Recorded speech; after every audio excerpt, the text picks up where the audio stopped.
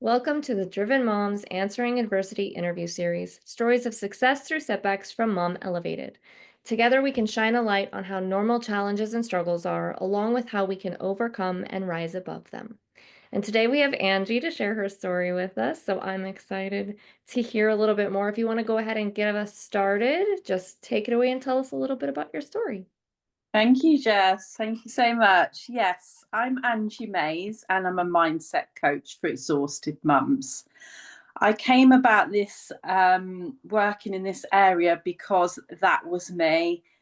I continued to just exhaust myself all the time, and it just brought on so many challenges, mental health challenges, relationship challenges, just everything you can possibly think of. I had very much had the mindset: work hard, work long hours, and then you'd get somewhere in life. So when I was 13, I started working. I ended up working for the same employer for 16 years, and he was very much like work is life.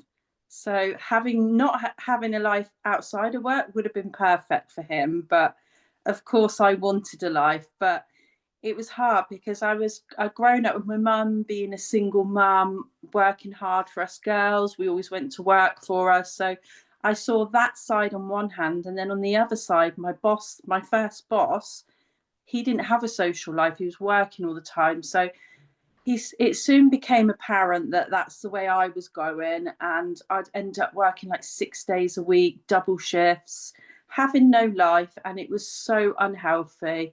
I've developed really bad anxiety and depression, and I just wasn't happy. And I guess when you're a teenager, you don't really understand it. My life was like going out after work at 10 o'clock at night, and there's nothing to do then. It's just a pub. So I'd go out with my friends. I'd be even more exhausted the next day and tired, but you still have to battle on. I'd have to go to work poorly. That's the mindset I grew up with. So as an adult, I've just burnt out so many times. I can't even remember. Once I fell down the stairs because I was so tired, and I injured my coccyx, and I was off work for like 6 to 8 weeks. It was so long. And I had a psychic reading, and they were like, well, we're trying to tell you to slow down. And I'm like, there's other ways of telling me. And they're like, no, there isn't. So I've had a very long battle with overworking. And then I have my daughter, and I guess everything's different then, because you're not just relying on yourself, you're trying to provide that work life balance. And it was just, there were so many shifts that I needed to do because I wasn't used to that. And I burnt out while I had her. And my last time, I just wasn't myself anymore. I'm a really bubbly, positive person. And it got to the point where I was literally just coming home from work, getting into bed. My daughter would come in and see me, chat to me for a minute, and then go back to her room. And then I was like irritable with my partner. I was snapping because I literally felt like it's just so weird. When you go through exhaustion and burnout, you just don't feel like you're yourself anymore. You feel like you're living as somebody else. And then afterwards, I'd sort of snap and be irritable. And then afterwards, I'd sort of like be like, wow, where did that come from? And I'd be crying. I'd be like, I'm so sorry, that's not me. And then the more, and it was just, constant. And then I'd be like upset with myself because I'd been like that, but I didn't know how else to be, because I had no energy to give what I was expected to give.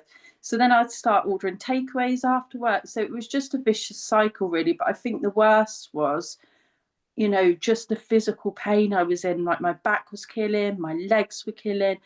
I was going to bed in pain. I was struggling to sleep because I was in so much pain. I was waking up in the middle of the night in pain.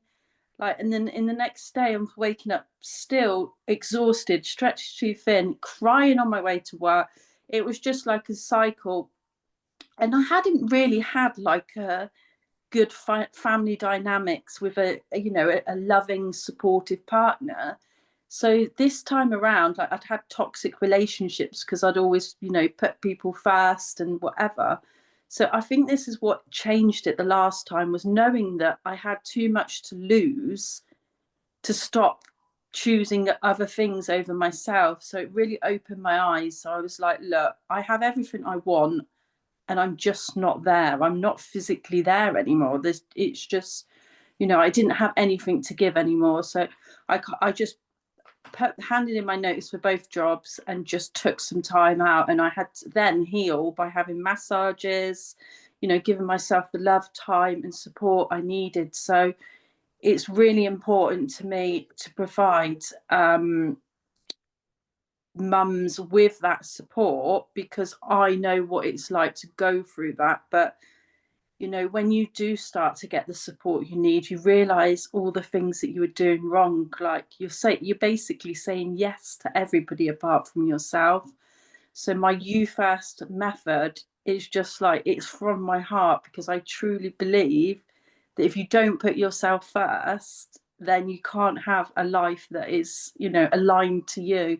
You can't have that energy you want. You don't have that time with people you want because you're not present. So I'm very much work with my clients and about putting themselves first without guilt, because so many people hate resting and think it, feel guilty for it. And, guiding them to have the mindset shifts that it's actually more empowering to put yourself first.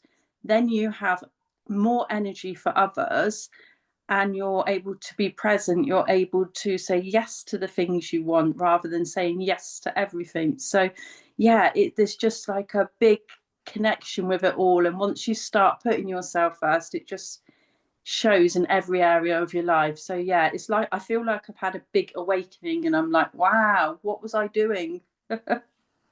Right? Oh, I love that. Oh, what a beautiful story too, though. Oh my gosh. Okay.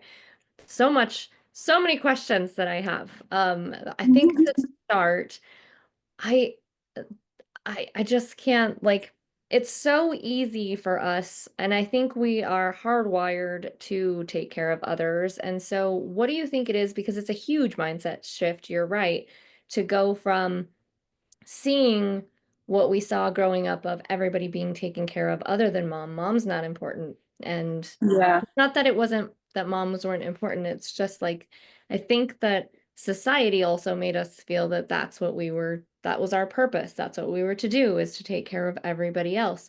What do you think is like a pivotal moment for that self-awareness piece, that awakening for other moms, so that you don't necessarily have to wait until you're broken to yeah. finally start making that change? What do you think is something that they can look for and say, okay, I recognize that this is happening. I'm losing myself. Instead of, I think we get into a pattern of blaming other people instead of taking that accountability and saying, no, I can change this.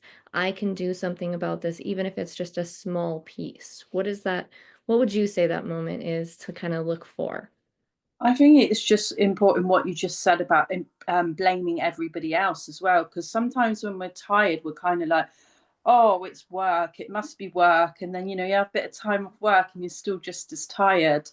I think it's just the awareness of what is happening in your body. And when you start listening to your body, is when you start feeling better. I know for myself, like at first, like I'd have a bit of anxiety and I'd just push through it. And I think that's what, like you said, with society, we're expecting just to work, even if we're not feeling like working. So I notice if I did notice things, but I ignored them. So if you feel something in your body, say a headache, you're feeling overwhelmed, go outside for 10 minutes, get some fresh air, stop what you're doing. And when you do that and come back, it's sort of like cleared.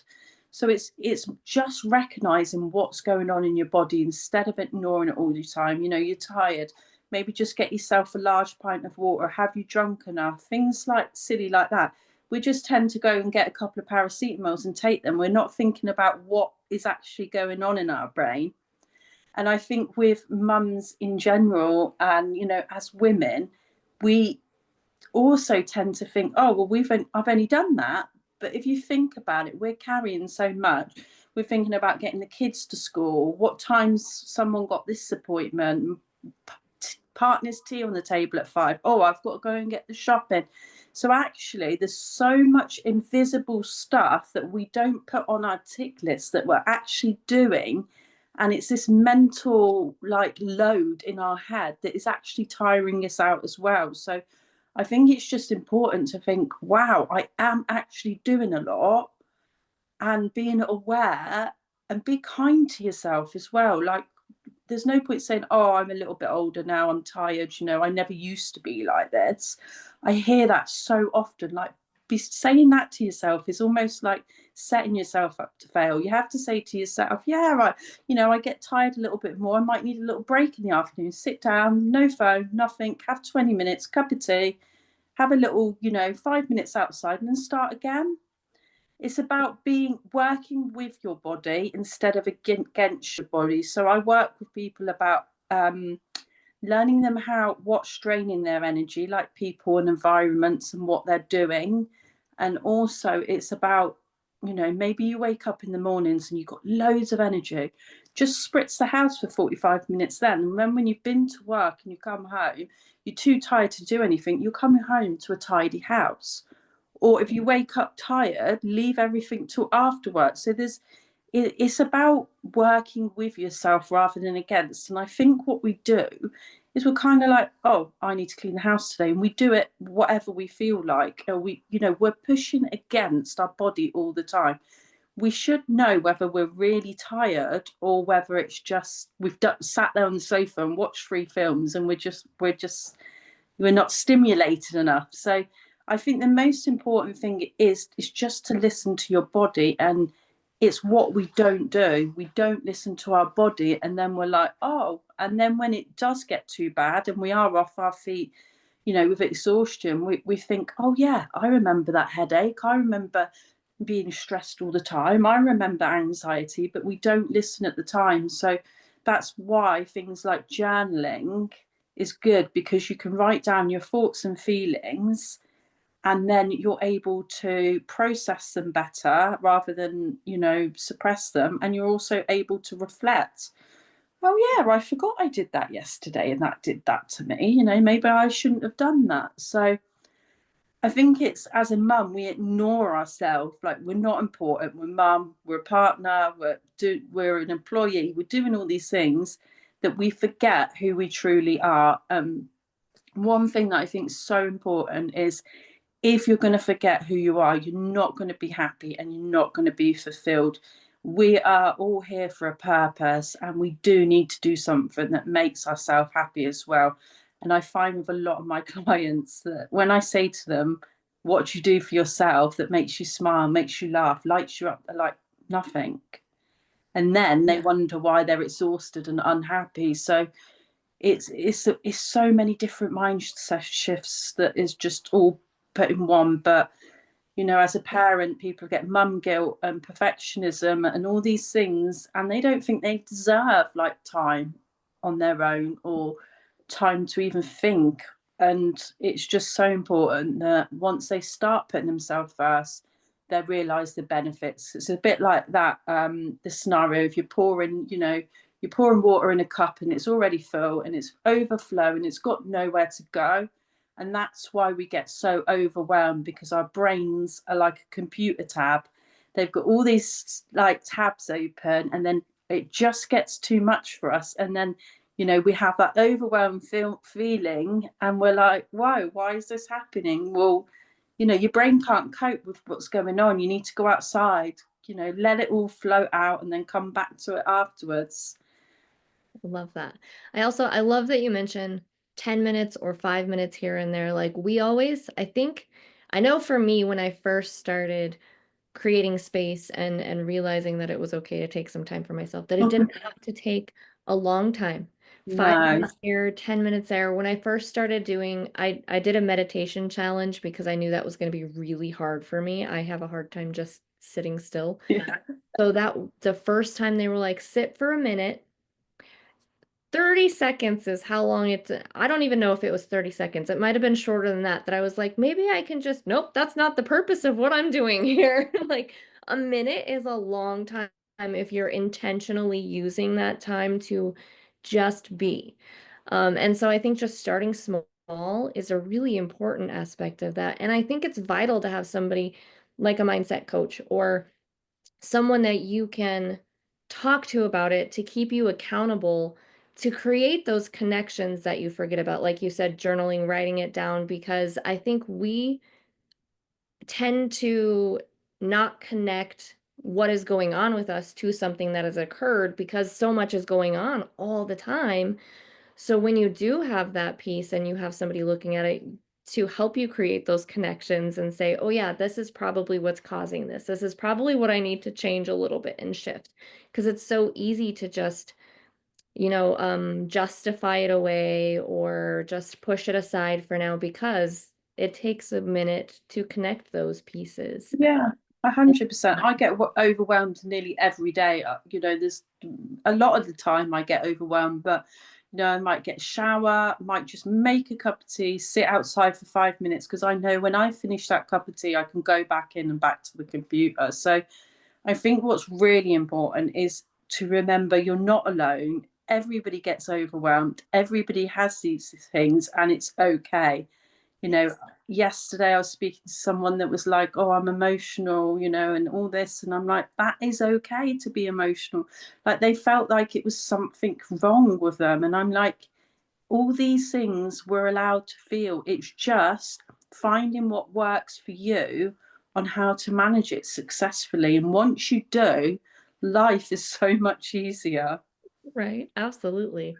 Well, kind of on that same scale then, you sort of touched on it, but what would you say is like the biggest challenge, the biggest adversity that you had to answer on your journey? And then how did you answer that? Like what did you do to start fixing that? I think it was just putting myself first. Like, I just put everybody else first. Like, I'm one of those sort of people that I just saw the good in everybody. Like, even if someone did something bad to me, like, I'd be trying to justify it, or maybe it's because they were thinking like this. So I did kind of get walked over quite a lot in different circumstances. And I just think once, I could see that, like, until you start having respect for yourself by saying no, and by having these boundaries, then it's not healthy. So it was like a whole big holistic boundary thing. Like, and then when I first started doing it, I was like, people were asking me things and I was like, no, and then they'd be like, what's the matter with you? And I'd be like, nothing. And inside I'd be laughing because I knew I was coming into this new, phase where I was saying no to people, which they wasn't used to, but they didn't know that. I wasn't telling them that. So inside I was laughing, but I was trying to be all strong and like confident and saying no in that. But I just, the more you do it, it's like connecting those new pathways. The more you do it, the easier it gets and the more empowering it is, because then you don't have to do things that you don't want to do. So the more I set those boundaries, the more I felt my whole life changed. Like, literally, just had so many toxic relationships, narcissists, emotional abuse, physical abuse, and I kept taking them back, cheating, all sorts. Honestly, it's unbelievable when I think about it. But then when I started choosing myself, I then attracted a healthier relationship. So it I just think choosing yourself in every area is, it seems hard because you think, oh, I've always done this, I won't be able to do it. But when you start doing it, it's actually not. And it's so empowering because that's what you deserve. And if you respect yourself, then other people will. So if you're at work, even and you're exhausted mum at work, or do you want to do overtime and you're tired and you say yes, you're not respecting yourself, are you? You're choosing them over you. Basically, that's what it is. This is exhaustion, is choosing everything and everybody else before Yeah. yourself, and it's not healthy. When I think the hardest part about that is getting over the fear and the how it makes you uncomfortable to say it because you know that they're used to you saying yes. They know that they expect that. And so, like, shifting those expectations and saying, no, it is okay for me to say no here. It is okay for me to be uncomfortable for a minute to know that it's going to be pay off in the long run, and they're Yeah, not going to hate me for saying no. They'll just come back another time. Like that's a huge, like you, it's the mindset shift behind that is huge. it's Um, yeah. is huge, but why are we saying yes all the time anyway in people Yeah. pleasing? I didn't have any self-love growing up, so I was always looking for that validation. And there comes a time when you have to start giving it to yourself, because you are just going to get used, you are just going to be exhausted, you aren't going to have a lot true alignment, because you're following everyone else's path, you're not following your own, because you can't be following your own if you're not saying yes to you and making yourself happy. You're living your life for other people. And, once you realize that, it's so much easier to choose yourself, because you'll be happier in the long run. Oh, yes, that's so powerful. I love that so much. Well, back to the business side of things. What do you think it is about entrepreneurs? So, as you started this journey, what do you think it is about entrepreneurs that makes us continue on through challenges without giving up when it gets tough or going back to two jobs? Because you're like, well, that's reliable. But what do you think it is that makes us continue on and not give up? I think it's a passion for it, and it's like I said, it's in my heart, the you first thing, because every mistake and every experience, I won't call it mistake, because you learn, but everything you go through has got to you to where you are now. And you know that by supporting that journey, you're helping other people to get from where you was to where you are now. And like, when sometimes when I'm doing my videos and that, like, I've got tears, and I'm like, because I'm so passionate, because I know the pain, and like, it's sat there. I'm like, you need, like, I just want to go, yes, you need to know this, because I don't want you to burn out and be exhausted and have that life. So I think it's just when you're in your purpose and you're in where your core values are, and you're aligned, there isn't any other decision to do. Your confidence is there because you believe in what you're doing. And I think it's just stepping stones all the way, isn't it? It's from, as long as you're doing what you think's fun and you believe in, and you're helping other people to achieve their life. Going back to the work is what caused my exhaustion, trying to please other people and do the hours they say. When you're working for yourself, you can choose what you do, when you do it, and do things that are aligned with you. I mean, I used to have a job where I wasn't allowed to show my tattoos or everything. And when you're in those type of places, you lose a sense of yourself, and you're not going to be like completely happy, because they're taking parts away from you, aren't they? So I just think I've just gone through so many mindset shifts that I just want to awaken everyone. I love that. Well, yeah, and it's so true. If you have your guard up all the time or you feel like you're walking on eggshells, that's not going to be fully you at all. So, yeah, that's such a powerful shift. Oh, it's so nice to see others have that shift. I love that so much. That's also, I do a lot of on the life side. I do life and business coaching, and so the life side of things, it's a lot of creating that space and not filling it once it's there and Yeah, and just realizing that the whole purpose of what we're doing, why we're doing what we're doing, is not to be working like we were, is to work it around our schedule so we can spend time with our kids, or we can, I like to do puzzles, so I can sit down and do a puzzle and enjoy that time. And it's a beautiful shift to watch that and to see others be able to pull that out in someone else is so nice. yeah. What's an overall takeaway or lesson that you would want other mompreneurs to take specifically from your experience that you've had? I think, just like as at life in general, with anything, life is always going to be a roller coaster. There's only always going to be ups and downs, but if you don't have the downs, you can't appreciate the ups. But I do 100% think, if you do work on your mindset and do these shifts, that you're able to deal with the downs better. And literally, like I say, is you see obstacles as opportunities. Like, the other day someone smashed into my car and my daughter was like so irate about it, and she was like, why aren't you upset? And I was like, because it's done now. And she couldn't understand why I was so calm and like collective over it. But I think the more you put into yourself, the more you'll get out of life. And sometimes we can be like, I've got too much to do, there's too much going on, I'm never going to get to the end of it. And like, the mindset of having that isn't going to change that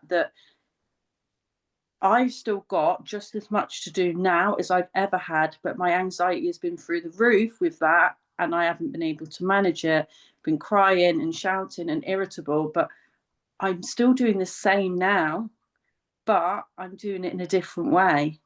So my key takeaway would be is actually all women are running around doing everything, but if you've got a better mindset, you can manage it better and you can find ways that actually work with you instead of against you. So come out of the like victim mode. And it's horrible to say, but we do get like that, don't we? We're like, oh my God, it's me. I've got all this to do and blah, blah. Actually, once you just face it with a better mindset, you're able to manage it so much better. And it is possible. Everything is possible. It's just finding that right way that isn't going to exhaust you. And it can be something like if you've got like emails to deal with or work to do, just switch your phone off. So you're not constantly picking up your phone, looking at your messages, doing these work emails, you know, just shut the door for half an hour. Tell no one to disturb you for half an hour. Keep your phone downstairs, and just simple things like this. Because what we do is we try and multitask and it's making things worse. We need to just tunnel vision on that one thing, get that one thing done, and then it will stop you getting overwhelmed. Because at the end of the half an hour, you'll think, oh, that was really overwhelming because you've been looking at your phone, someone's been coming in the door, you've been Yeah. trying to do the work, but actually if you just take all the distractions away and just focus on that one thing, it makes it better. Growing up, we thought multitasking was the best way, but now I know it's not. Just doing that one task, if I try and do something else, they say it takes you 20 minutes to focus back on that original task, and you're not going to do that task as good as you was when you was doing like everything at the same time. So now I just see the power in just doing one thing good, and you know, give yourself that time throughout the day that you know where you're doing something, and see how that works for you. Because when you're trying to do everything, nothing gets done. Yeah. Well, I think that's such, oh man, that's so good. Because also, I thought I was really good at multitasking, and I think I was when I was younger. But like, also the older I get, the more things you have to take care of. So multitasking looks a whole lot different. And 100%. so I feel like we're so good at it when we're younger, when we only have ourselves to think about, that when you have like multiple children to think about, you have a spouse or whatever it is going on in your life, you also, that's just your mind is going in so many different directions. It's amazing what you can get done in 10 minutes if you focus. It's amazing. It's weird Yeah. because we're so good at multitasking that when you actually do focus on something, it usually takes a fraction of the time that you think it will. And that's huge. Oh, I love that. I love that point. Please, And yes, focus. yeah, and even like you're saying about having everything going, even just practicing having nothing going. So, you know, put your phone in the drawer, say, sit with your kids, look at the clock, think, right, I'm going to have 10 minutes. It sounds silly, but 10 minutes being So, present. Teach yourself to be present, because sometimes we think, that's not a long time. I'm always sat with my kids. But if you actually said to yourself, when am I sat with my kids, not looking at my messages that pop up? When am I not doing, you know, everything else in my head, thinking about what I can cook for dinner, what to go do tomorrow? If I just made myself for 10 minutes, do nothing, and just focus in on my kids and do yeah, something with them for 10 minutes, we'd be surprised how hard we actually find it, because we've got so many tabs going on, and yep, that we think we have to be thinking about the next thing so that we could get what we're doing done successfully by thinking about what we need to do later, which doesn't even make sense logically, does it? So it's about teaching yourself to be present as well. Just have that 10 minutes, give your brain that rest. It I takes love that. time to do. Like you said earlier about you meditating, I was the same. I couldn't do it. I was going like twitching and thinking, oh, I don't like this. And it was almost like I felt like it was torture in the beginning. I actually felt like someone was torturing me, Yeah. wanting me to just get me to stay still for that amount of time. I hated it. But now I love it. Like I absolutely love it. Right? Yeah. Yeah. So that's permission to let it be messy, right? Like it's not going to be perfect. It's not going to be exactly how you want it to look right away. And some days will be better than others. So like I love that just to practice it. And the more that you try it, the better you'll get at it. And the Yeah. more natural it feels. Yeah. I love that. I love that so much. So then what's the best way for others to find you? I mean, if they're, I'll have all the links in the description, obviously, but in case they're just listening in, what is the best way for others to find you if they want to work with you, if they want to learn more about you, if they want to just soak up your energy and be around you? I'm on Facebook mainly as Angie Mays Mindset Coach. I'm also on Instagram, although I don't really like that one very much. I'm still trying to get used to that. And I've got a Facebook group that's exhausted to empowered for midlife exhausted mums. And I do some lives on there. I've got one this Friday on self-belief and things like that. So yeah, I tend to just stick to Facebook mainly. Nice. Me too. I love that. Yeah, I Cool. do. Yeah, that's fantastic. Oh, thank you so much for joining us today, Angie. I love what you have to share, and I hope that so many come and find you and search you out to work with you. I love what you are saying. Everything is definitely something I've worked through myself. So thank you. Yeah, definitely. And even just spreading awareness that it's okay to feel like, you haven't got the washing basket empty, you haven't got the house tidy. It is normal. I know you might not feel it is normal, but it is, I promise you. We're all navigating this journey called motherhood and life. Absolutely. And it does not look perfect ever. No. But you Thank you. can feel better with mindset shifts. Yes, absolutely. And cope with it better and handle it and manage it. I love that you say that you manage it better because that is 100% what we do. Your story is inspirational and your willingness to be open about it is very much appreciated and needed in this time. I think this year I have seen so many shifts. So I am so excited that all of you are willing to share your stories with everybody. For those of you out there facing your own adversity, know that you're not alone. That's the whole point of what we are doing and why we are doing it. And when you need an extra hand or mind for brainstorming during your mompreneur journey, we would also love to work with you through the Mom Elevated Society. We now have the quarterly Gift Yourself Grace program, which is a reflection program. She was talking about how much you need to reflect on things. It's so important. And so we've incorporated that in the society as well. Because I agree. You'll find monthly check-ins for goal setting and assessing, and so much more for both your business and your mom life. And until next time, keep shooting for the stars. Thanks.